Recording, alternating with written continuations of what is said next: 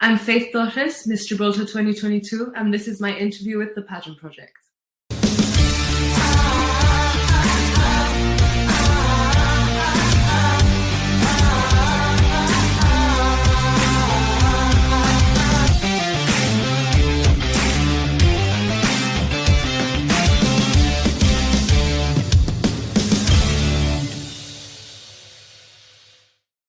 Hello, everyone. It's Adrian from the Pageant Project. My special guest for today is Faith Torres, who is Miss Gibraltar 2022. Faith, welcome to the show. How are you? Thanks so much for having me. I'm good. I'm great. I am going to apologize now for not being able to say your surname correctly. I cannot roll my R without spitting all over the webcam. How do you pronounce it, just for the record? It's Torres. You have to roll it a little bit. I cannot do that without spitting everywhere. Yeah. Is there any trick to being able to roll your R's? Roll the R. I think it's just practice. It's like muscle memory. You just have to your way away until you can fit it into words. Okay, I will dedicate 10 minutes every day for the rest of my life to practicing that. Faith, I guess the first question is, I mean, you were crowned a fair while ago, probably about 6 months. Can you walk us through what life has been like since you were crowned? Well, in a place so small like Gibraltar, everyone kind of knows everyone. So when I was crowned, that like propelled me to the forefront of society, and all of a sudden everyone was watching my every move, and I was getting involved in many different projects and charity work. So I've basically just been busy with charity since then. I've also started working a full-time job. So juggling both is a bit difficult at times, but if I schedule everything correctly, I'm having a great time. Whereabouts did you start working? Because the interviews that I saw I think you had just graduated, and we'll get to the degree that you work in. I thought you were taking a gap year and taking it easy, so that's no longer the case. That's not it. So that was my intention. But obviously I need a job because I can't. Miss Gibraltar it doesn't pay, so I need a job. So I started working in the labs, in the hospital labs, in our only hospital we have in Gibraltar. And it was a couple months ago that I started. So I've been Miss Gibraltar longer than I've been a lab worker. And in the other interview I saw, you mentioned that you might be doing bloods. So is that where you ended up doing bloods? Bloods, I do a bit of everything. I'm still like training in where it is. So I go into all different departments. I try to learn a bit in everything. But I find it really interesting, the hematology side of things. My father is a hematologist, so yeah, I know a little bit about what you're talking about. But I just want to go back to Gibraltar. Now, I am not good with history, nor am I good with geography. I hated history in school. I spent this afternoon studying about Gibraltar. Well, I had a YouTube video going, and absolutely fascinated. So it's 2.6 square miles, apparently, but got a population of about 25,000, which makes it like the 5th most densely populated country. It's small. I think we are 30,000. 30 to 32,000. But we have so many workers coming in over the border every single morning. We have approximately, I think it's 10 to 15,000. So I think we're one of the most densely populated. We have to be. We have no space with loads of people. So, and then I also saw your airport, which for some reason, everyone on YouTube was saying world's most dangerous airport or one of the world's most dangerous airports. And I was like, what does that mean? Because I've seen airports where planes have to do crazy things to land. This one looked relatively normal. And then I looked at it and went, is that a road running across the middle of the runway? So how does that work? So you've got the runway and then there's this road going across. The runway in the middle. And then there's like barriers on either side. So there's guards there. Whenever it's safe, the barriers open up, the cars go, and you can walk through. And then when there's a plane coming, barriers close. It's obviously cleared up. The plane comes, and then we can walk again. I think it came out. No, because for me it's so normal. It's been there all this time. So But I think it came out on the History Channel a few years ago that it was the second or third most dangerous or most outrageous airport because of the runway. Outrageous, I can understand. Dangerous Yeah, was, it's not I not don't dangerous. know how they classify dangerous, but obviously representing such a small country, 25 to 30,000 people. I mean, you know, some football stadiums, even here in Australia, Yeah, can yeah, seat 80,000 people. yeah. And then I looked back at Gibraltar and I was like, I was fascinated to find out that Gibraltar actually has won Miss World in the past, back in 2009. So it 2009. certainly has history. And I Yeah. know that you look up to, forgive me, I can't remember the name, but the previous winner as one of your role Um, models. You listed yeah, yeah, Marie Curie and, yeah. oh, is it Malala? I can't Malala, remember yeah. her. So have you got in contact with the previous winner at all? Do you know Yes, her at all? yes, yes. So she lives in Gibraltar. So I see her in the street. I see her, every now and then. We haven't really like met up to like discuss things or anything. That is definitely like on the table though. But yeah, we exchange messages. She always sends me like, "Oh, you're doing so well. I saw this thing that you did." And yeah, it's just crazy because for me, she won when I was 9. So for me, she was like a celebrity. I was like, "Oh my gosh, it's Miss World!" And just the fact that she's like messaging me now, I get a bit starstruck. But Did you see, or did you go to her homecoming? That's something else I saw on YouTube. yes, we all got. Well, I was in school. We got the afternoon off, and everyone got time off work to go and see her. Yeah, it was like a massive event. We've never had anything like that happen before to Gibraltar. So she came back, and then she did this like parade down the main street. It's like a cavalcade. We have a cavalcade every year, and this was it. It was like a cavalcade, and she just went from the main square all the way to City Hall, and then she came Wow. out on the balcony with the mayor and stuff. And then she was mayor.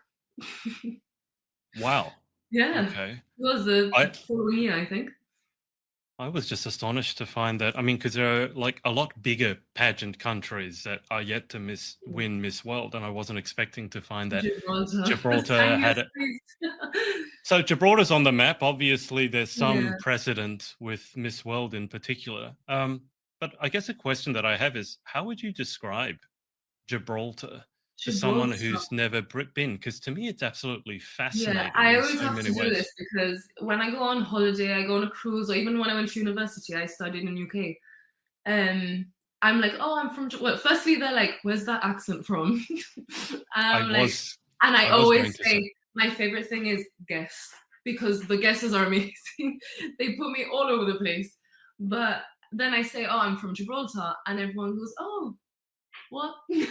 Where's that? So I basically just say it's in the southern tip of Spain, but we're British.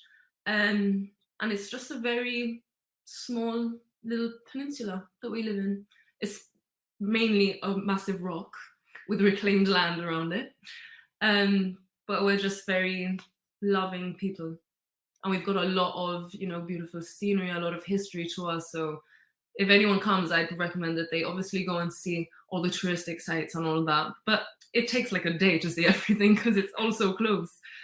And then I'd say go out and get to know the people because we're so warm and accepting that I just want everyone to meet us. okay, that's now I've worked with the UK girls a lot, and Yeah. I love them to death. But just in general, because I've interviewed people around the world, I don't think the first thing that comes to mind when they describe the Brits is warm and Warm accepting and and loving. It accepting. tends to be a little Yeah. bit the other way. So you guys are part of the UK, but your Yeah. accent to me is fascinating. It's the first thing when I heard it, it's like it's English, but it's not. Like But it's it's British, but not. it's not. Yeah, It's yeah. something. Yeah, I mean, because I was asking AI, my best friend AI, ChatGPT, can you describe the Gibraltarian accent to me? Because I can't quite work it out, and Yeah. even the AI couldn't quite describe it. So, what parts go into? I mean, it sounds like a melting I'm pot, not sure. if I'm Yeah, I honest. think it's so mixed and different generations speak differently. For example, I sound like this, and everyone around my age speaks like me. The younger generation doesn't, we all speak Spanish, but they Yeah. don't speak as much Spanish. So the accent is slightly more English, Yeah. maybe a little more even American. I Okay. don't know how to describe it, but then as the generations get older, it sounds more and more Spanish. Like you should hear my dad speak. Like Okay. no one, he speaks in English and everyone's like, you really have to concentrate to know what he's saying, but it's his first language. But yeah, they sound more, the older generation sounds more Spanishy.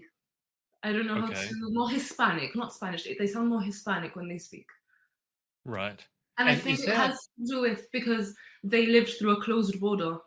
So they yeah. couldn't really get out anywhere. Like I've been to UK, I've traveled, like obviously I've, and I've got social media, I speak to people with different accents all the time. So, and TV as well. When I was growing up, I had Mhm. American TV, I had British, like UK television. In Jib, we only had GBC and one Spanish, a couple of Spanish channels. That's what my parents grew up with. So obviously they sound a little bit different. It sounds absolutely fascinating. Does Yeah. does Gibraltar have its own dialect? That was something that I was sort of looking into, and it said like you guys Yeah. almost have your own Yeah. dialect. We have, I wouldn't say it's a dialect. It's obviously not a language because it's just Spanglish. We just Yeah. mix it so much. I'd start a sentence in one language and finish it in another. Or there's some words that I only know in Spanish. There's some words I only know in English. But slowly we've made our own. We have words for certain things that are neither English or Spanish. So Wow. yeah, it's called Janito. Okay. I wonder if that's going to be an interesting experience for you when you're at Miss World, because you might slip Yeah. into suddenly I speaking in never thought. Spanish, Yeah, and the yeah. girls will be like, "What?" What? No, I never thought that I spoke so mixed. I never thought I spoke Spanish so mixed until I went to university. And everyone was like, we can't, you have to speak slower. You can't really understand what you're saying. And I'm like, what? I don't know this. Obviously, like now I'm making a conscious effort to just speak in English. Yeah. But at first, when I went to university, I was like, oh, I speak English. Like, I'm just going to go. I spoke however, like, and there are a few words that slip that I don't notice myself. I like how they were asking you to speak more slowly, They're like, as if speaking a foreign slower. language that they don't understand Yeah, yeah. would help them. It's still a Yeah. word they don't understand. Um, I'm going to assume, but I won't assume. I'll ask you. Gibraltar must have its own identity, though, right? So you went to study in the UK, and Yeah. obviously, technically, you guys are part of the UK. Not Yeah. technically, you are part of the UK. But I'm assuming when you went over there, it still didn't feel quite like home, though, right? Yeah, no, because it's very different. The culture, the atmosphere, something as simple as the climate, it's so different. Everyone sounds so different. Everyone looks different. I don't know. It was a shock for me because in Jib we're all so close. We know each other so well. I was like dropped in this massive pond. I was a bit like, whoa, what's going on? But it was just strange to not see any familiar faces past you. No one sounds like you. You feel a bit out of your comfort zone. And you have Yeah. to do everything like you have to meet new people, new friends, you have to get to know a new city and traveling. Like in Gibraltar, we don't have to travel at all. You can do from the border to Europa Point in no time. So Yeah. the first time I got a train, I was like, what is this? Where am I going? Do But you no. how do you get around in Gibraltar? Because obviously it's quite small. So do you guys just Yeah, walk? you could walk everywhere. Obviously, it gets to a point where it is a bit much. Okay. um, but and depends where you're going. If you're going up the rock, if you're going somewhere that land starts to go up, I've got a little moped, so it's not so much a car, it's like a bike, and I go around on my little bike.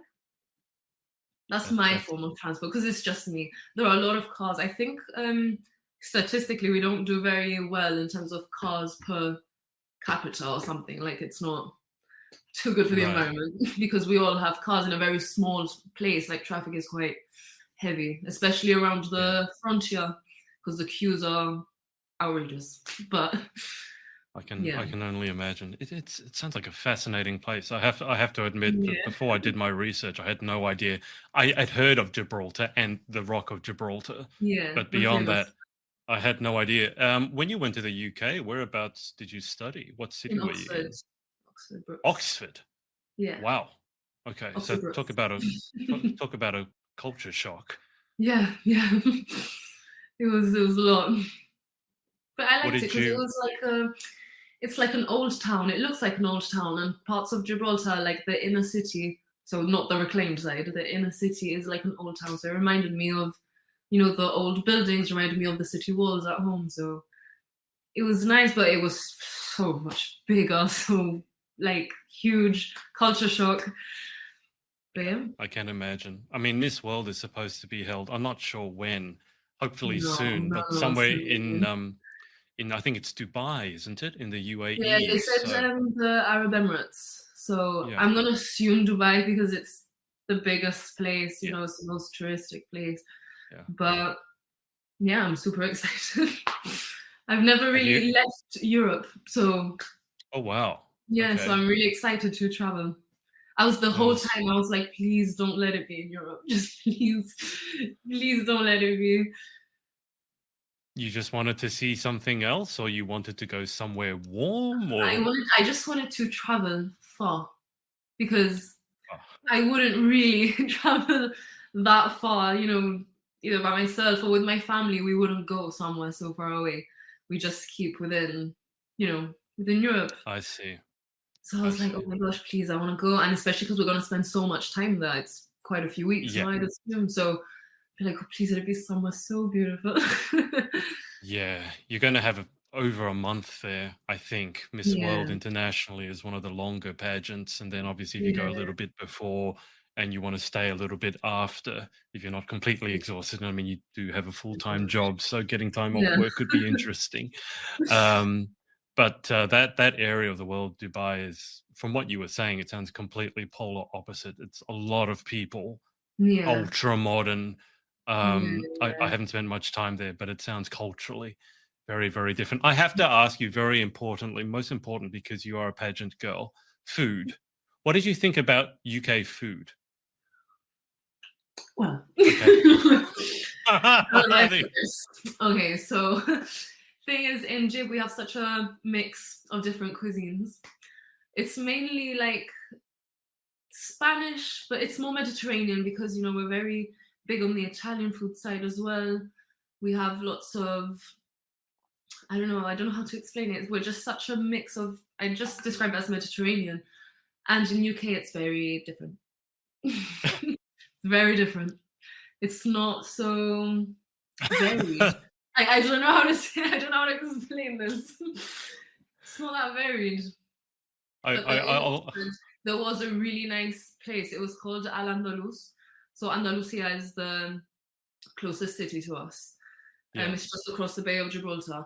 And this place in Oxford, I don't know how I found it. It was in one of these little passageways in the high street. It was called Al Andalus, and it was like Andalusian tapas, and I loved Wow. it. I was like, oh my gosh, it's like my house. It's like my mom. It was so good. It sounds like you didn't have much luck with with the UK food.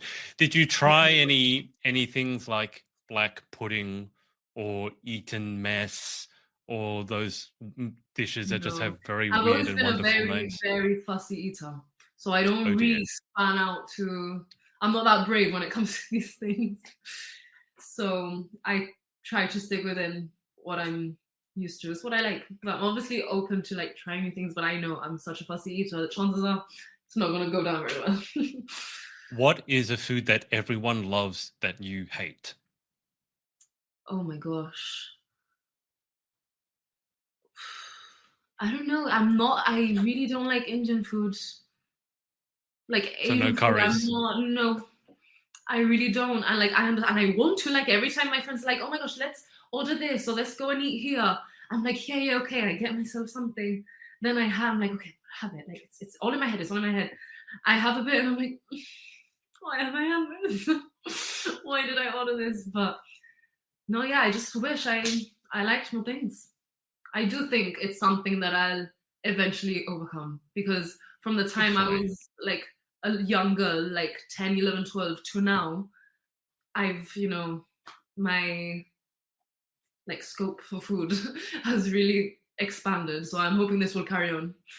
Okay, all right. But You mentioned obviously Spanish influences and then Mediterranean. I mean, that all sounds delicious. yeah, Are there any dishes that are particular to Gibraltar? I notice you keep referring to Gibraltar as Gib. Jib. I didn't know that was a thing. But Yeah. are there any particular dishes that are unique to Gibraltar? It's very, I'd say what we would consider traditional food for us is very Spanish influenced. Right. There's one thing that we have called calentita, which is like this. It's made with chickpeas. It looks like a little. I don't know how to say this in English. Is it? It's like an empanadilla. It's like a Like little. I don't know how to pancake? describe it. Like a pancake, a flatbread? No, it's like kind of like flatbread, but it's not. It's done with like Like chickpeas a and you can tortilla? fill it with different things. Yeah, yeah, Okay. yeah, like a tortilla. Yeah.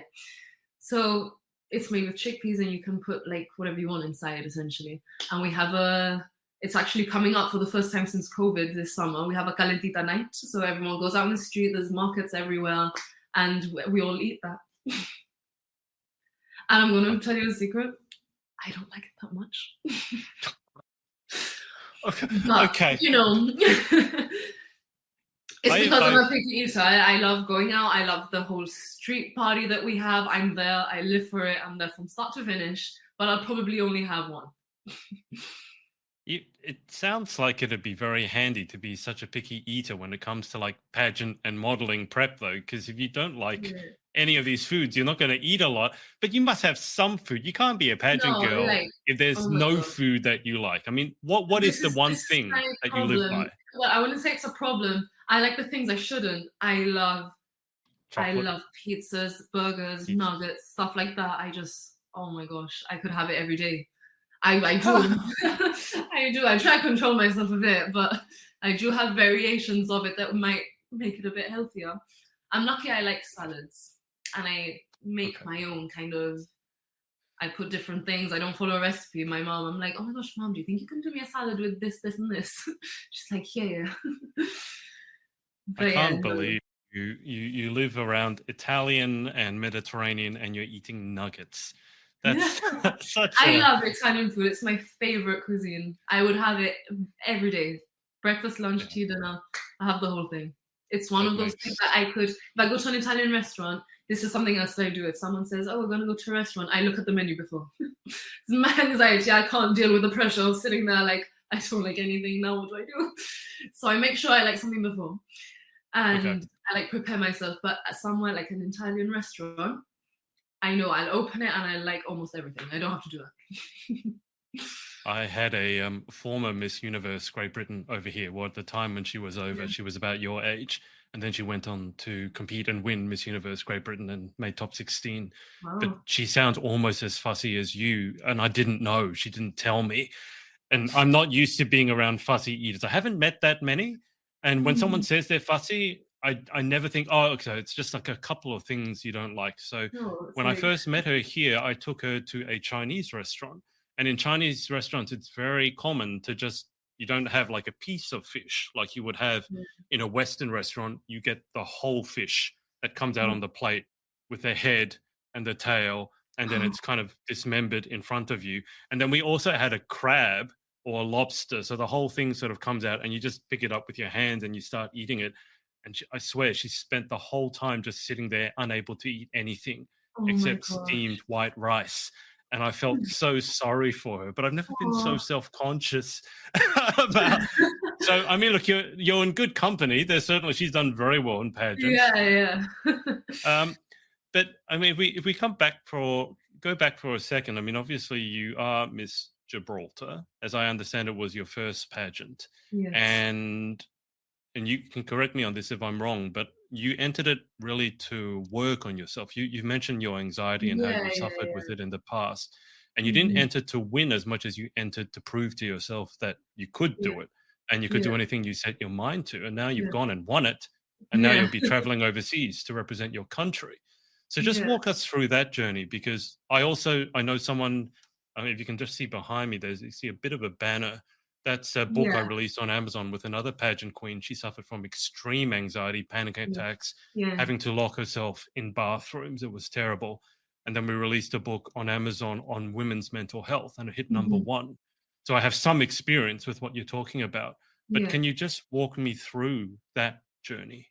So I've always loved, like, I am a scientist, like that's my profession, but I always have always loved music, the performing arts. I've played piano since I was 7. I've sang in choirs. I've represented Gibraltar as part of the choir.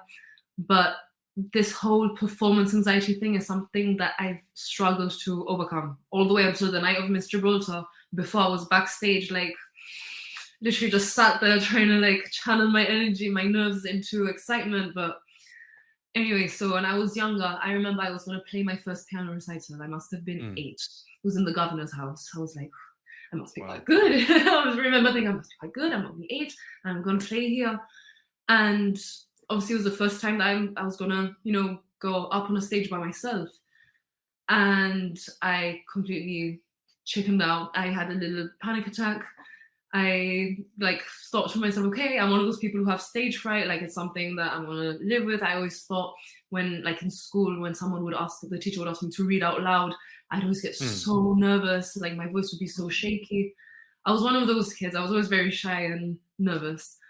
And then growing up, obviously, it was something that I had such a passion for. I thought I have to overcome this slowly. I'll have to overcome this. So I joined the choir. I started, being on stage. Every chance that I got, I tried to get on stage. So when I was like 15 or 16, in Gibraltar, they do the Young Musicians Festival. So it's like open entry, anyone can enter. They bring an adjudicator from abroad, and it's like a little festival that anyone can watch. yeah. And I was like, okay, I'm gonna do it. I'm gonna play. I think I've come to the point where I can do this. Um, and I played 2 pieces, and I got through them successfully. I was super happy. I was so nervous, and this is the thing that I hate. I'm a pianist, and when I get nervous, my hands shake. I could have hiccups. I could have anything else, but no, my hands shake. So it was difficult, but anyway, I played like during the course of the week. Every day is, they've got different categories and stuff. And I was called after my day, and they were like, "Could you please play this specific piece in the gala?" I was like, Hmm. wow, okay. And then I was like, "Oh no, I have to play again." But I was like, "Wow, okay." So obviously they liked it. Anyway, so obviously being there in the gala, it was more nerve-wracking because it was a bigger stage, there was more people, but I had been asked to be there obviously for a reason. So I thought Yes. that's the first time I thought, oh, they want me to be, they've asked me to be here, like, and it's because of what I showed them. So I'm gonna play the same thing. I'm just gonna sit down and do it. Like I have to, even if I don't believe it myself, I have to tell myself that it's all gonna be okay. I'm here for a reason. I've worked Yeah. for this. Yeah. Like I owe it to myself to play. So they call it, like, the awards start happening, they call the singers and stuff. And the pianist, I think it was me and, it's in ages. So I was like the Okay. teenager, then there was like a little girl, a younger guy. And then they said, and the prize for the best pianist under 18. And I was like, oh, it's probably this cute little girl or this and that. And then they called me. And I was like, wow, that's the first like music award that I won by myself. Like me, from sitting down, dedicating time into practicing and being like disciplined Yeah. enough to carry this out. And not only like the music side, the personal side of, Mm, I have to bring myself to do this. I've worked so hard. Every day I've tried to, at least I say like, oh mom, just sit down and listen to me play this. And when my family's over, guys, just mm, listen. I get nervous for that as well. I'm like, okay, just listen. Then my friends would come over, I'd play for them. So opening up to a stage and an audience was so much. And, the reward, not just because it was the prize that it was, but just the reward for being there with all the musicians, everyone, appreciating the work that we do was amazing. So from then on, I'm not saying that like it's gone, like my performance anxiety has left, like it hasn't, but it showed me that that was the first step, and I can do this. If I work hard, I can do this. I'm my biggest critique. mm. So slowly I started, whenever they'd ask me to play, I'd be like, yeah, sure, I'd play here, like different places. With the choir, I'd sing in smaller groups. And yeah, and I've always loved like modeling. I've always been asked to do like fashion shows and stuff before Miss Gibraltar. And I'd get so nervous. I think to myself, Faith, you're literally walking. Like you walk down the street every single day. Like pull yourself together. But there's something, it's so, modeling and pageantry is so different. Because for me, modeling, it's about the art, the clothes, and you're showcasing someone's work. A pageant is you. It's showcasing yourself. You're showcasing yourself. And for someone with a lot of anxiety, that's very difficult because you're sometimes in a bit of a battle with yourself. So if you can't be your own number one fan, it's a bit like, how do I expect everyone else to support me if I find it hard to support myself? So yeah, entering Miss Gib was like the ultimate challenge for me because it's me trying. I have to be the best I can be, not for myself, but for the show. And everyone in Gibraltar, again, everyone knows who you are. Everyone knows like your family and stuff. So I had I knew everyone was going to be watching. There was so much support. So again, it's like a bit of pressure, like, oh, I hope they like it. I hope I don't let anyone down. But no, yeah, I'm super glad that I did it because even if, whatever way the crown would have gone, I still did it. Like I did the show from start to finish. So I was super proud of myself for doing that. And, every day and every event will get easier when they ask me to speak, like on GBC, which is the BBC of Gibraltar. When they ask me to speak on GBC, again, I get so nervous. But I'm like, I have to say yes because every time does get easier. Not that much, but a little bit, it does get easier each time. And I have to prepare because in Miss World, they're not going to care. They're just going to be like, you have to speak. You have to say something. And I want to share my journey and my projects and everything that I do. I want to share that with everyone. But I have to, it's almost as if I have to get past myself to do that. You know what I mean? Like I'm standing in my own way, but I can't help it. And in my head, I'm like, girl, get over yourself. Like, you've got this. You constantly prove you work hard and it pays off. So I just have to keep that train of thought. I work hard. It will come back. The hard work will come back around to repay me in some way. I think just going back to what you said about your hands shaking when you're playing the piano and it being like not the best symptom to have. You're a pianist. I'm a violinist. As a violinist, shaking is even worse because at least because with a piano, you hit a key. The violin, if you're shaking by like a millimeter or so, it's gonna sound awful. Change. I've performed on some pretty big stages. I mean, I don't play anymore, but like the Sydney Opera House here, and getting on stage, and you look into this vast sea of black, and you can't see anyone, but they're out there. And I don't know about you, but for me, the classical music, sort of not the industry, but we'll call it the industry. Everything has to be so precise. You know what I mean? Like even like in concerts, there are times when you're allowed to clap and you're not supposed to clap. And if you clap at the wrong time, people judge you. They always invite me. So in Gibraltar, when there's like sometimes we have classical, like either like a symphony orchestra or a classical musician. They come over, and being like a classical musician in like the public eye, I would get invited to these things, but I wouldn't know like when to clap and not to clap. I remember we were in up the rock in St. Michael's Cave. It's like a massive cave and it's got a stage. The Miss Gibraltar used to be held in there. Like back in the day, used to be held in there.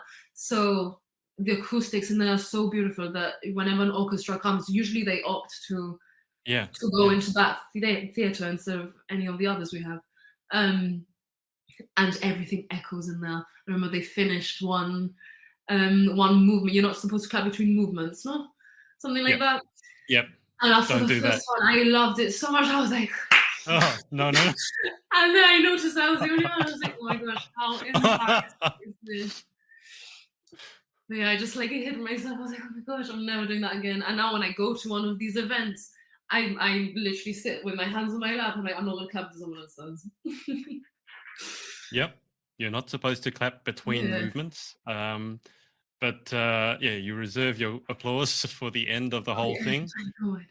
But But I learned that the hard people, way. yeah, see, classical music is, if you talk about performance anxiety, I think like classical music is a game of millimeters, not even. Yeah. Like you play one wrong note in an entire piece, and your brain can just get fixated on that one wrong note you One played, wrong note. and the chances are probably no one else heard it, although it's classical music, Yeah. so maybe someone did. But I mean, it's very true when you say you're your own worst critic. I don't think Mhm. that's unique to you, but I did speak to someone recently who said you're always going to be your worst critic. So what you have to do is be your own best friend as well, be your Yeah. biggest cheerleader, which I thought was a very interesting concept, that you could be both your biggest critic Yeah. and your Yeah. biggest cheerleader at the same time. But I just want to back up and ask you, because obviously you're young, you're model, you're now Miss Gibraltar, and you're saying that you deal with anxiety. Now, Yeah. I know from experience with my young friends in pageantry who've dealt with it, there's, we'll call it a stigma or like a stereotype. People Yeah. look at someone who's young, seemingly high achieving, and they Mhm. go, what the hell is she talking about? She can't have Yeah. Yeah. anxiety. Like she wouldn't be on the stage or be a model. She had anxiety. So she's just making this Yeah. whole Yeah. thing up. Have you dealt with any of that? Yeah. I mean, I say to people, look, I'm really shy. I'd consider myself a shy person, but I Mm, just almost force myself to not be. I force myself out there because it's something that I want to do, something that I mm, love doing. And I feel like being someone with anxiety, I I think many girls and anyone for that matter can mm, see themselves in me. And I just want them to know that your mental health, regardless of what it is that you're dealing with, doesn't define you. It doesn't put a barrier into your success. That only happens if you allow it to happen. Like as out of control as sometimes it can seem, you think, oh, I've got nothing under control, like everything's up in the air. You can control how you perceive yourself. You can control how you manage these stresses. So I think it's important that you identify triggers. Like for me, mm. it's I I think it's fear of messing up or fear of being judged or not liked or something of that sort, because it's been so long that I've been like that with myself. So I'm like, I hope Mm. everyone likes me and they don't see through this, or I hope, you know what I mean? So I think everyone just has to identify and recognize that they have anxiety or whatever it is that they have. So that way you can navigate around the situation with more of an insight. You know what I mean? Because, for example, when I'm feeling really anxious, it makes me think really irrationally. And so when I start spiraling, my head starts spiraling, I'm like, Yeah. okay, this is me being anxious. I literally stop. I'm like, okay, I have to stop because I'm thinking completely irrationally. Yeah. If you're not aware that you have anxiety or something, you let that spiral continue. Of course. So I think it's important that you make yourself your own cheerleader and think, look, everything's okay. I have this, but it's not who I am. It just so happens to be a characteristic of mine that I'm in control of because I Mm. say so. And that might seem very difficult in the moment, but you are in control ultimately, and you have to again be your own support system because you are with yourself for the rest of your life, whether you like it or not. So you have to work on the person that you are. Like I always think whenever I'm going through something, I think, what would I tell my best friend? I take Mm. emotion out of it a bit and I think, what would I tell my best friend? Would I advise her like this, like that? And then I try and apply it to myself. And I think it really helps. It really helps because you almost detach yourself from the anxiety and you see it from an outside perspective. So yeah, when I thought about doing all this, I was like, yes, I've got anxiety, but it doesn't define me, and I'm not gonna allow it to get in the way of everything that I want to do. And I think it's needed. These conversations need to be had, Mm. especially in public with public profiles, Yeah. because it just shows that you can do anything, regardless of what you have. You can do anything. And I want to show that if you've got anxiety or if you've got, stage fright or whatever, if you really want to do something, you have the passion to do it. If you work hard and dedicate your time into not perfecting, because nothing's perfect, but if you dedicate your Yeah. time to what you want to do and working on yourself so you can be the best for what you do, nothing should get in the way. But you have to have that acceptance of yourself and cheer yourself on first. You can't expect everyone to cheer for you if Of you can't course. cheer for yourself. Yeah. But you haven't, from the sounds of it, you haven't let this really get in your way at all.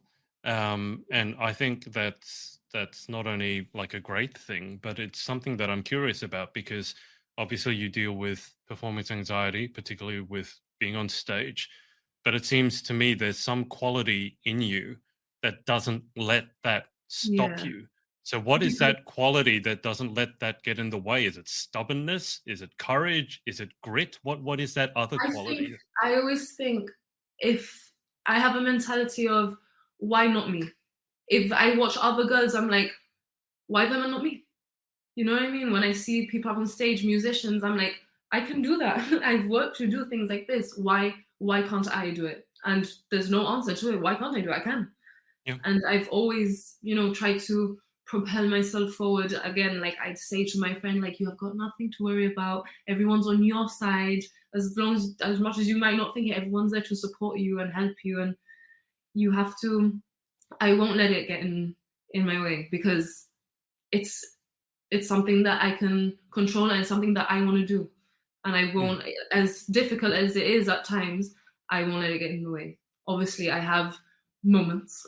I'm not saying We I've all gone have to moments. every single event I've been invited to. I've had my days, Yeah, where I think it's best to just maybe stay home, go to the of gym, course. do a little self care Yeah. and stuff, which is absolutely needed. But whenever I'm given the chance to, I always think why I see everyone else do it. I'm not less than anyone else. We're all equal here. So why Mm. can't I do it too if I want to? It's a very interesting mindset to have, Mm. and I only say interesting because I have the exact same mindset. Yeah. Um, when it came to tennis, I'll keep a long story short, but I taught myself tennis, and I wasn't gifted at it by any means. I had a very academic schooling, so sports was very, very far in the background. But I had that exact same mindset: like, if someone else can do it, why not me? So I started looking Yeah. at people who I thought were really good at it and then emulating them as best I could and got a Mhm. lot further than probably further than I had any right to. I want to ask, in that book that I mentioned before, I interviewed a woman who had my hairdresser actually, who Mm. had extreme depression, Mm. clinically diagnosed bipolar, was on medication. Mm. And before it was diagnosed, she would be told things like, "I'll just go and walk it off." Right. So Mm. clinically depressed. And someone would Yeah. say, and I don't mean it's like ill intentioned advice. It was said with the No. best intention, but it's said with a misunderstanding as to just what depression is and how Yeah. real it is. And it's not just Yeah. something that's in your mind. And I just want to ask with anxiety, because I've suffered from depression. I have been suicidal twice. I outlined that in that book. I haven't Mhm. suffered from anxiety as much. So I just wanted to ask, have you had similar experiences when you are anxious and people give you well intentioned advice without really understanding what it means to be anxious? Yeah. Sometimes the advice thing is I take everything with a pinch of salt Okay. because I know it's my mind telling me, you just feel trapped. You feel like the world is Yeah. moving quickly and you can't catch up. It's a Yeah. very difficult emotion to describe because everyone experiences it slightly differently. Yeah. So it feels like you're in a glass tank and the water's rising and you don't know what to do. And as time goes on, you get more nervous because it's coming up and you're looking for Yeah. anything to just drain the water out, kind of Yeah. thing. And sometimes when people speak, no matter what they say, if I don't Doesn't drain help. that water myself, it's not going down. So, people try and they say, oh, but it's okay. Like, and in my head, I know it's okay. I know they're making sense, but you can't, when you're within the constraints of your own mind, you can't see Mm. beyond that until it kind of passes by. But the only thing you can do in those moments is have some sort of understanding, like, okay, this is that moment. I just have to sit Yeah. down to it. It will pass. I always think this will pass. It will pass. It might Mm. take 10 minutes. It might take a couple hours, but this will pass because it has done. I've survived it every single time. So why wouldn't Yeah. it this time round? So that's what I always think. So if there's someone out there who has a friend who's Mm. anxious, would you be able to give, obviously it's individual, that's part Yeah, of the yeah. challenge with it, But if someone they know is being anxious or having even, let's say, a panic attack, what sort of advice could you give them? Yeah, I'll preface that by saying with depression, I often tell people that people are worried about talking to someone who's depressed because they think it will make it worse, or they think they have to have a solution. I will say, no, no, no. You just need no, to be there and you need to just be listen, there. not Yeah, listen to respond, which is just different, but listen. listen to understand and just Yeah, be yeah. there. I always So, tell my friends, like, if you need someone to talk at, like, if you yes. don't want a response, because sometimes that can sway. If you don't want me to respond, you just need to get Mm, something off your chest. You can talk at me, yep. and I'll be there to listen to every word. You just need someone to listen. And in Yeah. something like if someone's having like a panic attack, anxiety attack, in the moment the mind is thinking so irrationally, the mind is so Mm, far from the thinking with such a distorted filter. yeah. Not much that you say will get through, will register in that moment. So you have to be there, listen to them, understand them, try and, what would you do in that situation? And Mm, try and calm them down in a way that doesn't disregard their feelings. Like, don't say something like, mm, "Oh, but it's okay. It's okay." Like, don't yeah. be like this. There's no need. Like, don't just be there. Tell them everything's okay. Tell them that they are fine. Like, this is so normal. I always tell my friends, like, it's so normal to feel this way. Don't think now. Mm, Don't get scared of, oh my gosh, I can't believe that was my reaction. Many people yeah. have anxiety attacks, panic attacks at different degrees, but Yeah. many people have it. And it's an emotion that makes you feel very isolated. You think no one understands what I'm feeling. Yeah. Many people understand what you're feeling to different degrees, obviously, with Of different course. situations. But chances are the person you're speaking to at some point will be Mm, anxious, nervous. Mental health is something that affects everyone at one point, yeah. unfortunately. Whether it's you're nervous for a job or some financial issue, family, anything, Yeah. it will Yeah. affect everyone. And the challenging thing is you can't see it. It's Mm, not like when someone breaks their leg, you can see it. You're like, oh, you can't see it. But that's the difficulty of it. And I always urge everyone, if you are struggling mentally with anything, reach out for help to people you trust, people who aren't going to judge you in any way. Because if you reach yeah. out to someone who is then like judgmental or disregards you, Yeah. it can do the opposite effect. I always say, talk to someone who supports you, who accepts you and loves you, Yeah. and if not, speak to a professional. Because Yeah. if for me, if someone's going through something mentally and they don't speak to a professional, it's like breaking your wrist. I'm not getting a cast on it. You have to Mm, heal in a proper way. If not, it's going to leave scars that will reopen in the future if you don't, close those chapters properly. So I just tell everyone who's dealing with it, you are not alone. It's so normal, and speak about it, because the more you speak about it, the less isolated you'll feel. If you have a friend or a family member, someone who's going through this, just be understanding. They're not trying to be rude by canceling plans. They're not mm, being selfish by staying by themselves at home. Like, it's not that. It's they're doing anything that they can, anything that they see fit that will fix this wave of whatever it is that they're going through. And in general, I think everyone just has to be more thoughtful of one another, because we're very quick to judge. We're very quick to say, oh, well, this person didn't show up to work because they don't feel like coming or whatever. But no, maybe that person is going through something you have no idea about. yeah. And it Yep. shows in different ways. Like, again, everyone says, you don't seem like you're an anxious, Yeah. shy person. And I'm You like, can't be you anxious. have no idea. Yeah. You You have hide no it well. idea. But just we all just have to be kind to one another, because you don't know what someone's going through. You never do. So just, treat others like you would want to be treated. And that's that. I think if everyone was more loving and empathetic of each other, the world would just be, just spin with love instead, which is all we could ever hope for. I've asked this of several people. Um, do you feel optimistic about that? We live in a very divided world Yeah. at the moment, and we have social media, Yeah. which, amazing as it is, comes with its own set of dangers. I think that's increased judgment, and I think that's increased the danger of comparison. as in you open Yes. social media and it's almost like you can't help it. Like you see it and you see someone's Mhm. post and they look like they're living the life, they're crushing it, and you immediately go, oh, but I'm not doing that and I should be doing that or Yeah, do yeah. better than them. So how optimistic are you that, let's say in the next 10 years, 20 years, that we really can sort of turn a corner and walk away from this sort of divisive path that Mhm. we're going down and bring it back Mhm. to, as you said, like just being kind to one another or Yeah, understanding? It yeah. seems so basic. Yet at the same Yeah. time, I don't think we're going towards that at the moment. I feel like I we're walking away from it. I think everything's becoming more like we live in the world of social media.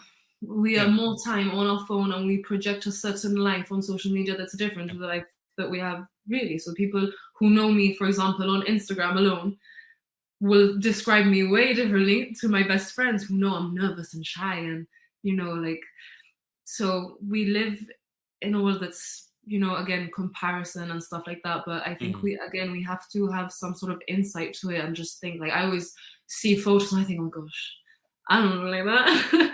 I don't look like I need to do this or I need to do that, and I think I don't look like that, but chances are neither does the girl in the photo. She More than doesn't likely. actually look like that. You know what Yeah. I mean? So I can't compare. I look at my profile and I think, how can I make my profile better to describe me? Mm. And how do I want this to look? I don't look at anyone else's. Well, I do, but I try not to like compare anything. Yeah. But in the world, I mean, everyone's just so, I don't know what word I'd use to describe it. Everyone's not selfish, but everyone is so on their own path that they're inconsiderate to Yeah. the others. And I've always said, you Yeah. do whatever makes you happy. You can Mm. be whoever you want, do whatever makes you happy, as long as you don't hurt anyone in the process. Mm. And I feel like some people forget that last bit. And we go about our lives and it's like, well, I'm happy. It doesn't affect, I'm good. I'm happy. So be it. Yeah. But coming from a place like Gibraltar, like as a global issue, coming from a place like Gibraltar, we're a multicultural, multi-religious society. We always have been. We always will Mm. be. And in our main square, we have a cathedral, a synagogue, and a mosque Oh, in a wow. tiny radius. And I love how That's amazing. we all go to our different Mm. places of worship, we do our own thing, and then we all sit in Little Rock Cafe and have a drink together. Like, and I just see, if I can see such acceptance and all these worlds working as one, because in Gibraltar we're very united. Whatever is thrown at us, whether it's harsh border control, Brexit, whatever it is, we all support each other. And I think that's why we always come back stronger. Like, we are the tiniest place, Mm. but we say like we stand tall, we like a rock, and nothing is going to make us down. But that is because we are each other's number one fan and we respect each other and we work together. And if I can see that on such a small scale, I find it so hard to understand why it can't happen on a Mm. larger scale, why other countries can't be like that. They're so divided. But again, maybe it's easier to be divided when you don't know each other so much. I think that's one of the Possibly. benefits of being in a place like Gibraltar. You love everyone because you know them. They're your neighbor. You went to school with them. Mm. You know everyone. You don't know everyone like personally, but you know of everyone. So you've got a lot of love to give there, and we all support each other. And I just don't know why the rest of the world can't learn from something from a little rock. We've got a lot to show, and it's a shame that most people don't know that much about us. I think you should work if there is a Gibraltarian tourist board. I think you should work for them My because dad's the a way tour you, well, guide. there you go. Because the way you My spoke dad just is a made me guide. want to go and visit Gibraltar. I mean, the picture Yeah, you just painted of those three different places of worship, that yeah. that is particularly striking to me Yeah, because we have, religion because is one of. we're the entrance to the Mediterranean. So Mm. obviously there was a time that Gibraltar was just a bit of a no man's land kind of thing. So just there, just a rock. It wasn't really. Now it's reclaimed, so it looks a bit bigger for me. Gibraltar's decently sized, but it's because it's like reclaimed. At first, it was just whatever was within the city walls. Yeah. That was the city. That's it, and it's I think there's more area. There's more. It's a fact that there's more area inside the rock than outside the rock, and Mm. it takes longer to go up the rock than across Gibraltar. So we were just this tiny little place, but if you wanted to enter from the Atlantic, or if you wanted to leave the Mediterranean, you'd have to cross us. Yeah. And in the time of like when people were traveling and stuff like that, many people stayed there. So we have a mix of so many different cultures, so many different ethnicities that we've all just kind of blended into our own little thing. But it's easy to, because I've lived with it so much, and every, like my school friend, my neighbor, we all look different, but we all live the same, not the same lives, but we're all in the same place, accepting each other, being with each other, learning together. That this whole disparity of like, you know, I'm trying to say, this division of different like cultures and stuff, for me just doesn't make sense. I'd never look at someone differently because they look different, they sound different. You know, in university, again, I sounded so strange compared to everyone else. I went there thinking, oh, I don't have an accent. I don't have an accent at all. Because obviously everyone in Gibraltar more or less speaks like me. I was like, oh, I speak English. Like, and then I got there and everyone was like, where do you come from?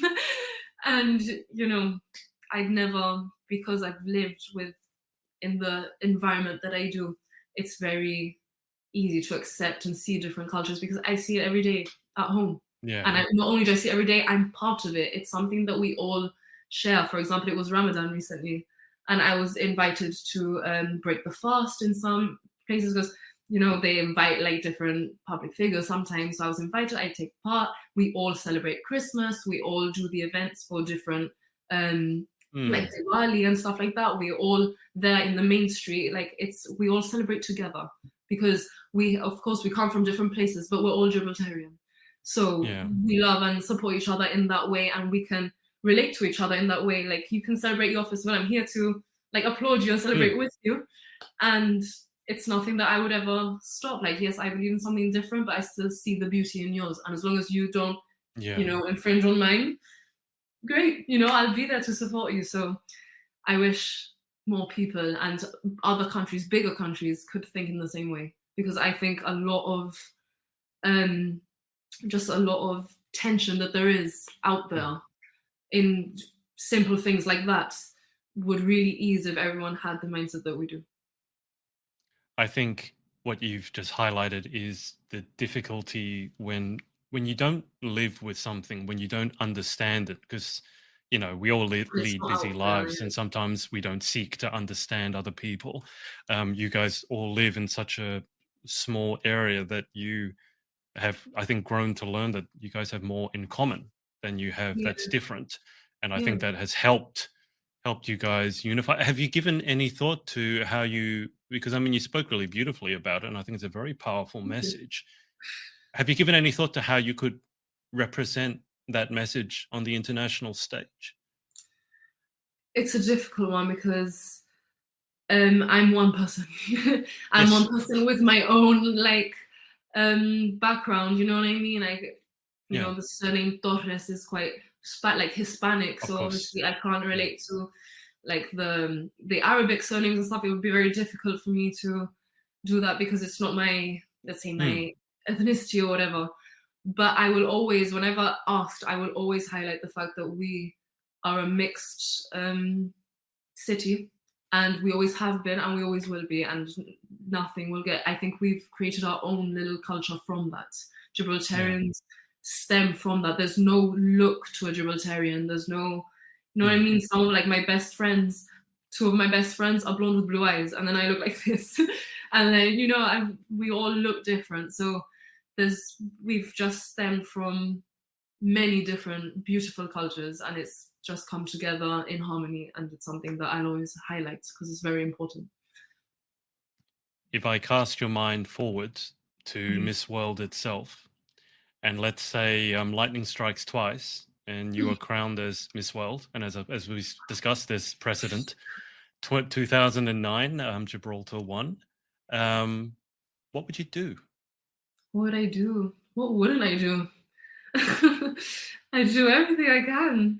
I think, obviously, realistically, one tiny voice from the tiniest place isn't going to make a difference, like isn't going to change the world. But if I'm given the chance to be a catalyst in some sort of way forward, like obviously given a platform that big, people are going to listen to you. So as long as I, you know, speak positive messages down one of the world's biggest microphones. Hopefully that will resonate with some people, and we get more people on board to make specific changes. I'm very heavy on the charity side of things. I've helped with countless charities in Gibraltar. I try and do everything because I like it. I meet different people, I learn about different charities, and it helps so many people.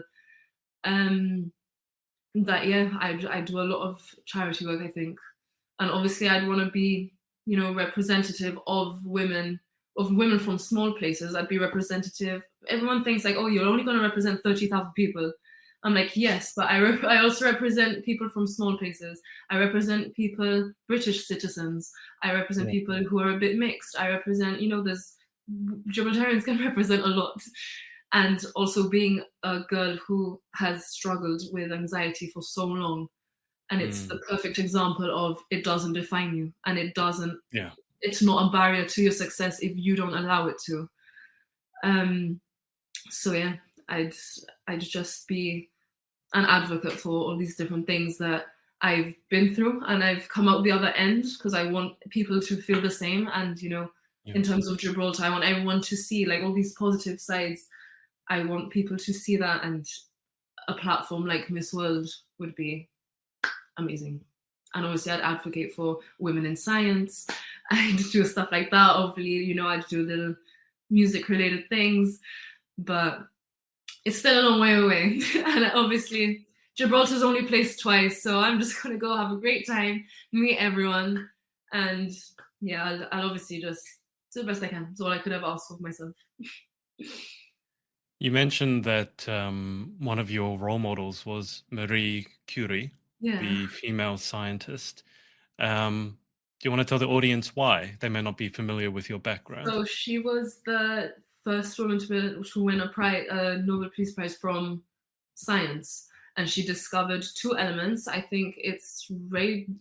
Radium was one of them. Radium was one of them. I can't remember the other. Yeah, I can't remember the other one, but radium was one. And that's the whole, radioactive side of healthcare, so like radiology and stuff like that. Without her work and her discoveries, we probably wouldn't have everything that we have today. And it's just at a time where women were so, put to the sidelines kind of thing, for her to say, no, like this, I'm equal and I can do this. And look at all the work I've done. It doesn't stop me just because I'm a woman. You're not going to listen to what I say. That happened in science quite a lot. Back in the day, like ages ago. Years ago. Like years ago. I think she's a perfect example of like perseverance and saying, I know, I trust in myself. I know I've worked hard, and this is something that everyone has to know. And thank God that she took that path, because we have so many scientific discoveries and breakthroughs because of certain elements like the ones she discovered that have helped in medicine or in some sort of healthcare rehabs that we wouldn't have today. So I look up to people who, despite what life throws at them, even at the time it was just being a woman, despite what life throws at them, they persevere and they say, no, like I've got an important message and everyone has to hear it one way or another. Yeah. Did you know that her notes and all her memorabilia, it's all encased in lead? Because it became so contaminated with radiation that it's unsafe. Yeah, lead is one of the most impermeable elements, So I just think it's fascinating that, she made such groundbreaking discoveries, which ultimately didn't turn out so well for her health-wise. Yeah. But she's made such a lasting impression. Much at that time. No. So she didn't know any better. No, none of us would have. Faith, just before we move towards the end and the final 10, is there anyone that you'd like to give a shout out to for supporting you along your journey? Oh my gosh. I get nervous with these Stage questions. is yours. I'm like, who do I have? Got so many people to thank. Well, firstly, I'd thank obviously my friends and my family for being so supportive from the beginning to the end. I want to shout out to my niece Isabel for convincing me to join Miss Gibraltar, because she did Miss Teen. Right. And she's like, it's the best thing. I've had so much fun. Like, and I want to give a shout out to her, my director Kelvin, for being, my biggest supporter in everything that I do. and everyone who's made this possible, from makeup artists to hairstylists, everyone who helps me in my everyday, all the charities that I'm constantly being invited to. Thank you, because your messages are important, and I want to, give you a platform where I want to share my platform with people who make a difference, like who work for charities. So yeah, and shout out to Gibraltar. You're just so cool, and I'm so grateful for your unwavering support. Everyone is so supportive, and I couldn't ask for much more. Just a quick one. If there are some charities out there who would like to work with you, what's the best way to get in touch? Instagram, email? My main social media platform is Instagram. There's a Facebook page, but I don't have access to that. I think only the directors have access to that. Me personally, get to my Instagram either through the Miss Gibraltar official one or the Faith Torres one. Yep. And my email is linked onto the profile. So Perfect. whenever, like, honestly, and even if it's not like an official thing, like, my DMs are open. Anyone, if you're going through anything and don't know who to speak to, I always say I'm there to help. My DMs are open, and like, I know what it is, so I will be there to support you. So please, if you want to message me. Don't hesitate. We can talk about whatever you want. Perfect. Well, let's go through these final 10 questions and then we can get you to lunch. What's for lunch, by the way, today? So hungry. I'm not sure. I'm Don't tell thinking me burgers Italian. or I'm always nuggets. thinking Italian. I don't understand people who don't like Italian food. I'll just state that much. It's like the best cuisine. Final 10 questions. Number 1, what is your favorite word? My favorite word? This is difficult because I speak 2 languages, so there's loads of words. You have more to choose from. It doesn't have to be in English, by the way. To choose from. Well, I think the word Janita, because that is like our slang for Gibraltarian. It's Janito, Janita. Only a few people know. It's also the name of the dialect that we speak, even though it's less than a certain number of people. It's a dead language. We started as a dead language. But anyway, I love it. I'd always say I'm proud to be Janita. On National Day, I write Janita down my arm. Perfect. How do you spell it? LLANITA. That is not what I thought it was going to be. I know. And I like that it's a Gibraltarian word. Wow. You know what's so weird about that is that that's similar to Welsh spelling. Welsh spelling starts with a lot of consonants and a lot of like no vowels. That sounds very The Welsh. double L in Spanish is yeah. But Southern accent, it turns into a bit of a j. It's a bit harsher. So yeah, Janita, Yanita, you can say it however you want, but yeah, it's a double L. Okay, all right. Well, number 2, what is your least favorite word? Oh my gosh, there was a word I couldn't say very well. I don't remember when I went to uni, everyone was like, "What?" I think it was. I can't say the word compilation. I can't say it. Compilation. Compilation. I can't. It just doesn't come out. It's something that I try to avoid saying. Okay. Well, the more you speak it, probably the worse it gets. So we'll move on. Number 3 in life. What gets you excited? What turns you on? Excited, like, I think when I'm looking forward to something, you know what I mean? Like, to either, I always try and have something to look forward to. Because if not, I don't want to get into my own head about things. Like, even if I make one goal every single day, I try and meet those goals. So what gets me excited, I love making like little plans for my day. I've got this little board up in my room with every day, and every week I tear off the thing, and I have everything color coded. I'm a bit of a nerd like that. I have everything color coded. So yeah, it gets me excited when I can sit down like on a Sunday and I'm like, next week, and I start writing everything down, because it gives me things to look forward to. It gets me up in the morning. It gets me excited to go meet different people, work on myself, do different things. So yeah, I think in a more condensed way, being, well prepared and being, having something to look forward to always, gets me up and gets me moving. You sound like a goal-focused person. Yeah. So that was what turns you on. Number 4, what turns you off? Oh, when people are disrespectful, unmotivated, when people try and get in the way, try and put doubts in my mind.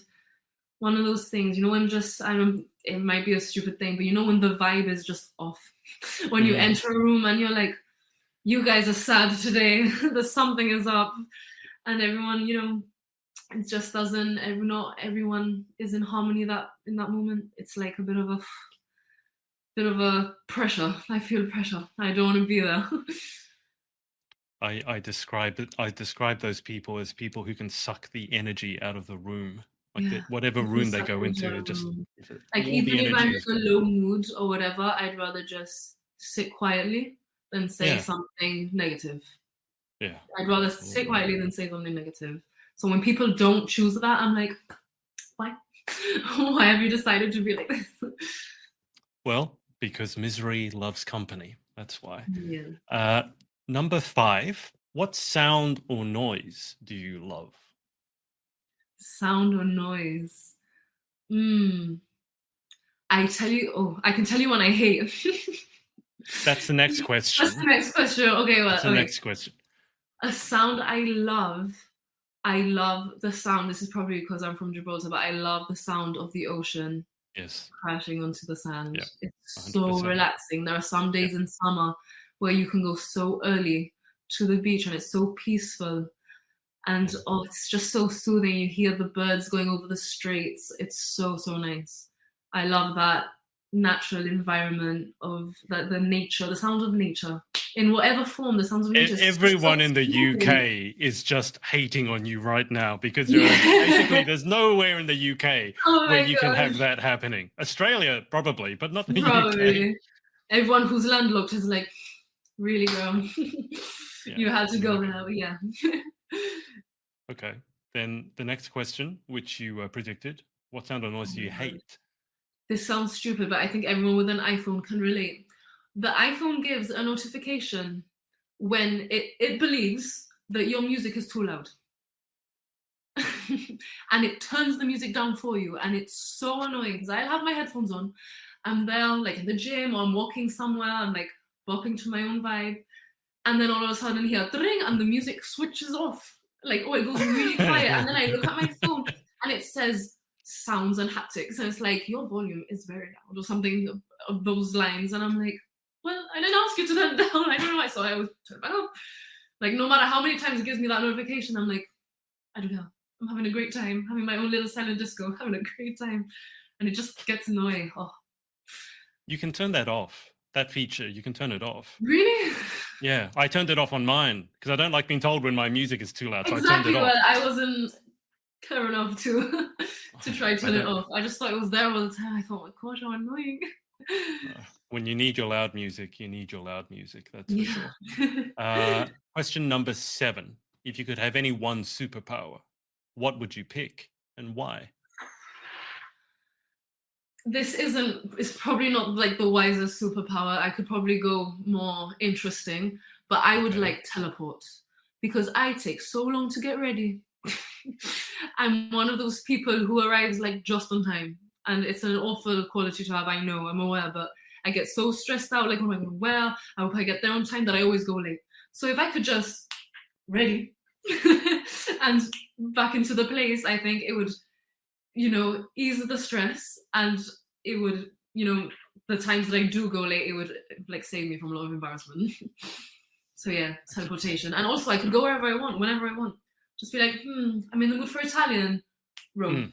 That would be amazing. That would be the dream. Whenever I had to go to university to study, the whole plane that way and plane back, it's just not necessary. It's obviously necessary, but I didn't like going through it, right? Unless you plan on walking or running yourself, it's necessary. I'll swim. It's like, no. That would have been amazing. Done. Yeah, uni. Go back home every week. If I could do that, I'd be up here every weekend. Because there were times where it's freezing cold, and here it was nice and sunny. I'd see my friends on Instagram like going out, and I'm like, guys, I'm freezing. I'm freezing here. If I could just snap in and out of places, that would be amazing.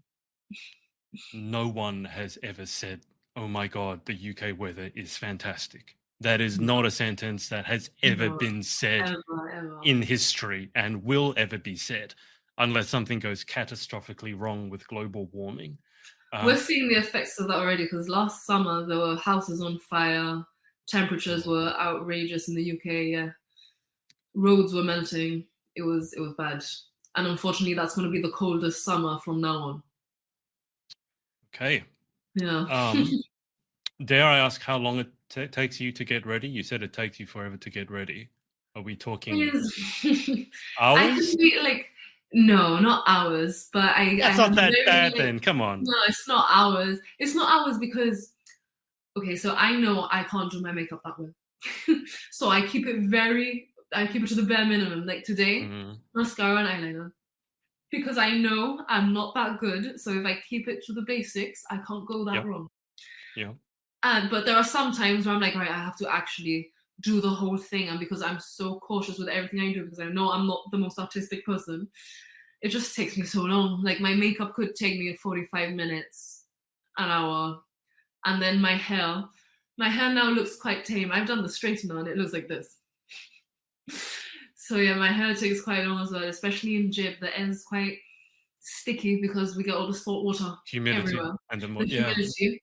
It's so sticky that my hair is like, it loves to do this. But when I come out in like a slick ponytail or a slick bun, I didn't have time to do my hair firstly, or the weather is not it.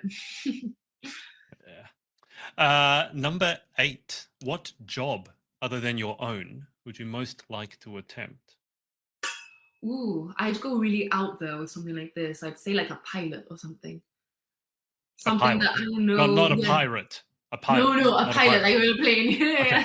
I thought you said pirate. Something really out there, something really daring, because I'd say I'm quite safe in my lab. In the lab, doing my little tests, taking the little things, getting the notes from doctors and stuff. It's very fun, but doing something like flying a plane, I don't know. It's just something that I'd never imagine myself doing. And if I do that, I try and land it in Gibraltar because apparently it's one of the most difficult runways to land on. Everyone says that. It's like on that runway that's got a street going across. Yeah. That would be something. The crosswinds coming from either side of the rock, and we've got the north face of the rock. So we've got this massive meter, like 400, 500 meter mountain right next to you can't have high buildings next to runways. So we don't have, but we do have the highest thing, like the biggest thing. But yeah, apparently it's really difficult, and there's not much space as well. Like I remember, I always 1,700 meters long. Apparently. I always get scared, like whenever they start the descending pattern. I always look out the window. I'm like, I'm so close to the water right now. But it happens every single time. It's something I can't get used to. I'm like, I'm so close to the water, and then all of a sudden we hit a runway. And the brakes are literally slammed because we have a certain amount of space. So you see everyone in the plane go boom, like forward, like that. But yeah, I'd do a job that's really out there and really daring and brave. Have you ever jumped out of a plane? No. Oh my God, no. How scary. It might be something that I want to try someday, just to say that I've done it. It's one of those things like, I've done this, But you really have to have some courage. You have to really have bravery to go and do something like that. It's not difficult. You just have to, you just get kicked out the plane. I will say that I think Dubai has some very good skydiving. I know. Maybe when I'm there. Mentally prepare myself now. I've got some time. What about number 9? What job would you definitely not like to attempt? Ooh. The thing is, I'm someone that's open to learning so many different things. Like I'm not really opposed to anything, and I think, I wouldn't do anything that is like, how do I explain it? I wouldn't want to be a politician or anything like that, because you're always treading on dangerous ground. You know what I mean? I wouldn't want to have the responsibility of so many people's lives and future in my hands. But I think, I don't know, it's because again, back to the whole anxiety, I don't trust myself. I don't know if I could do that. Chances are, if I probably work towards it and work hard, it would be a difficult thing to get into because it's generally you could have all the qualifications and it is a difficult thing to get into. Of course. But I'd just be I don't think I'd be brave enough to take on such a, you know what I mean? Such a role that is many people like depend on that kind of thing. Sure. You know what I mean? I wouldn't be able to. I think you might be selling yourself a little bit short there.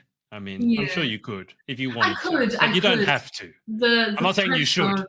I wouldn't want to. The pressure of it is just so mad. And now I just see, like, obviously when for the past few years I've been watching like all this talk of Gibraltar and Brexit and this and that and referendum and the border and this, it's just so much information and so many people rely on it.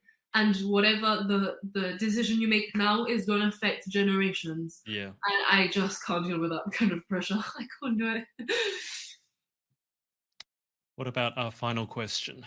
If heaven exists, what would you like to hear God say when you arrive at the pearly gates? I just want to hear, I'm proud of you.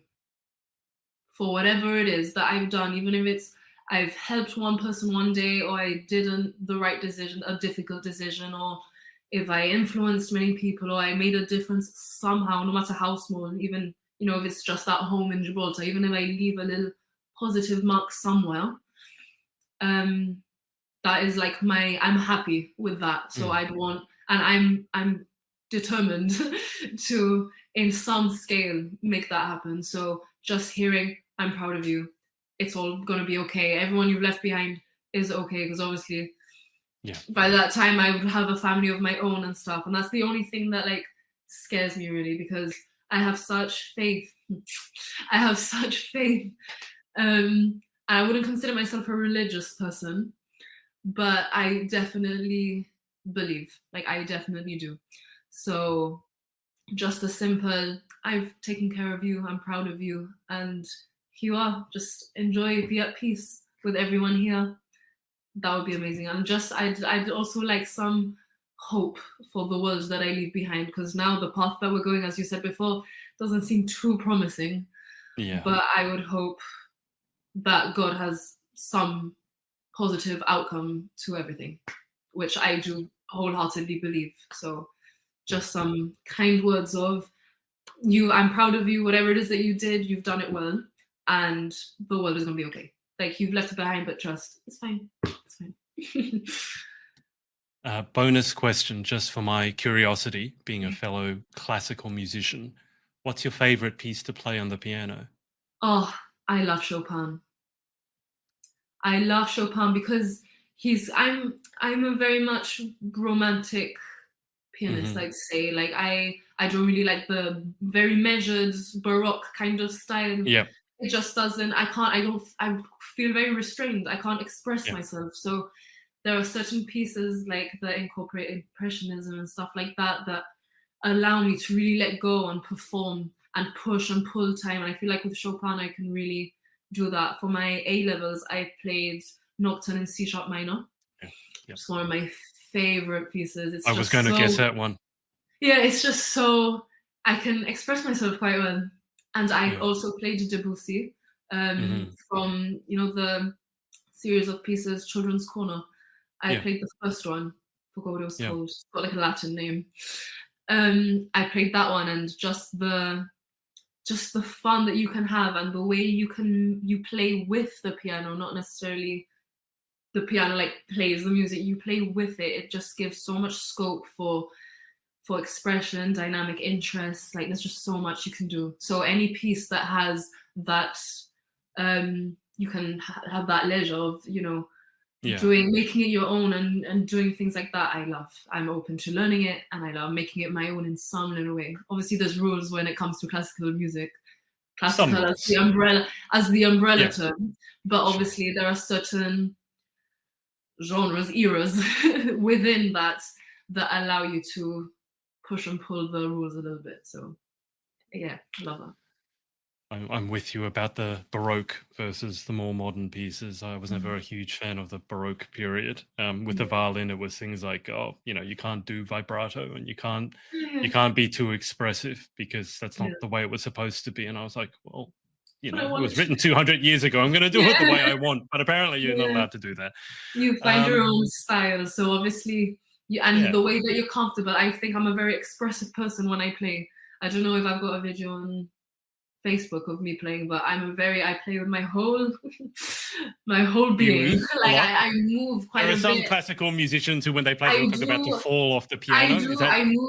I move like that, and obviously in something like Baroque music, I don't have time to do that, and I can't. It would be, for the era that it would just be wrong to do that. So I obviously lean towards the not so much modern, but the impressionism, romantic kind of era. Yeah. But sometimes it's fun to be able to play with people's expectations, isn't it? Push the boundaries a little bit. A little bit. Well, Faith, that's about it. Thank you so much for coming on. Thank you so much for having me. I was super nervous at first. I wasn't going to say that. You're like, how are you? I wanted to say, I am so nervous right now. No, but I've had a great time. Just letting everyone know a bit about me, about my beautiful little rock. Love it. So thank you for giving me this opportunity and giving me the platform to share this with everyone. It absolutely sounds like an amazing place. I will have to visit the next time I'm over that way. How long should I put it? Do you really think one day is enough? Because you mentioned somewhere like one day. I'm saying like you could do the touristic sites like the Mersch Castle, the World War tunnels, and the siege tunnels. You could do all that in one day. But I'd say get a day to go to the beach, then get a day to like go to the town. Just I'd spend like. Thing is, I'd spend forever. I'd spend forever. I love it. So I want to say something like 1 week, 2 weeks. Realistically, 4 or 5 days. A week. You've got the gist of everyone and everything. Yeah, but it takes a few days to enjoy the food. So that's what I'll be doing. Oh my gosh, yes. I could give you so many nice places to go to. That's how I travel, by going to the different restaurants. I do that as well when I'm going this summer with my family to Italy and Greece. And we're already looking. We have like a thing of what restaurants shall we go to? Taking a guided tour. Like, oh, this is highly rated and this is this and this is that. Love it. Yeah, that sounds amazing. Well, I will let you go and get lunch. I'll wish you best of luck at the internationals, wherever that happens. Whenever it is, Yeah. Thanks everyone for watching, whether it's live on the replay, and we will speak to you next time. Bye for now. Hey, thanks so much for watching. Sorority Access is now open. So if you'd like to join an amazing group of women and learn how to be the most powerful, confident, and impactful queen possible, head to thepageantsorority.com. I'll see you there and see you in the next video.